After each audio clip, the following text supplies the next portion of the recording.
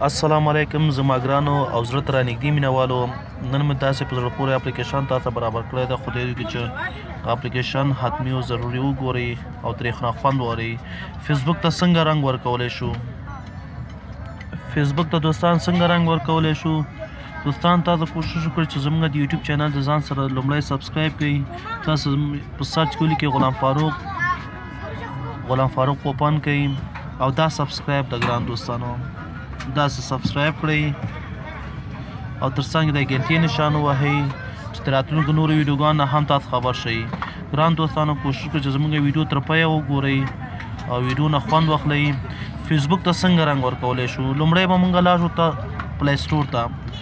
کله چې پلی سټور ته لاړلو، پلی سټور کې خو دې ما تیار اوپن کړی ده. موږ بل ته ولیکو کالر، دا دوستانو کالر فار فیسبوک، دا راغی کالر فار فیسبوک. موږ به دغه پینک کالر فار فیسبوک دا به ووهو.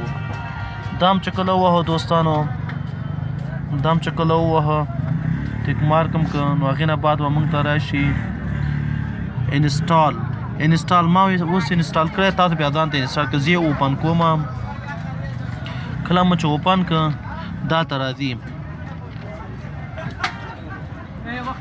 دوستانو. دا اوپن کوو، ګورو دلته به لاړ شو دوستانو، بیرته به ووځو دې نه. دوستانو فیسبوک ال کالر دغه پاسینی ووهو، دا سور رنګ کې چې ده. کله مو چې هغه ووهه دغه اعلانات ورانه کوي چې اعلانات سخت را روان. دا دوستانو خلاص شو.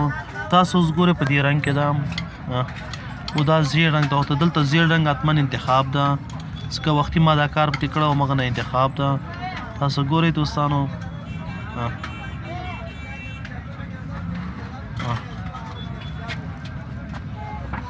اوس به راځو سور رنګ ورکوو. سور رنګ هم چې کله ورکړه هغې نه بعد به څه کې ګورئ سور رنګ ته واوښته. بیا هغې نه بعد نارنجي رنګ ورکوو. ګورو نارنجي رنګ، دا نارنجي رنګ شو. هغې نه بعد برون ورکوو. دا ګوره نسواري یا برون رنګ. دې نه بعد زه بل رنګ انتخابوو، بلو ګرای، آبي خاکستري آبي.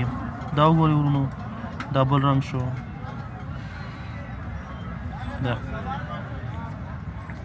زه بل رنګ انتخابوو، ډیپ اورنج، نیمه نارنجي. دا مثلا زه ډیپ پرپل. شکر. دا و زموږ دوستانو ویډیو. دوستانو دا و زموږ د نن ورځې په زړه پورې ویډیو. تاسو ولیدل چې موږ څنګه فیسبوک ته یا رنګ یا کالر ورکولی شو. دا ګورئ دوستانو. اوس مثلا دوستانو که چیرې هم زموږ د یوټیوب چینل نه وي سبسکرایب کړی، زموږ د یوټیوب چینل ته ځان سره سبسکرایب کړئ او تر څنګ د ګنټې نشان ووهئ چې د راتلونکو نورو ویډیوګانو نه هم خبر شئ. او که چیرې هم زموږ ویډیو خوښه شوي وي، زموږ ویډیو د ځان سره لایک کړئ، تر اوسه نورو ملګرو ته هم ورسیږي. او که چیرې کوم نظر یا کوم پیشنهاد لرئ، نظر به موږ سره شریک کړئ چې د راتلونکو نظر به موږ سره شریک کړئ چې نظر ته مو جواب ورکړو. او زموږ د یوټیوب چینل سبسکرایب د یاد نه ونه باسئ. سبسکرایب ډېر مهم ده دوستانو. تاسو وګورئ نه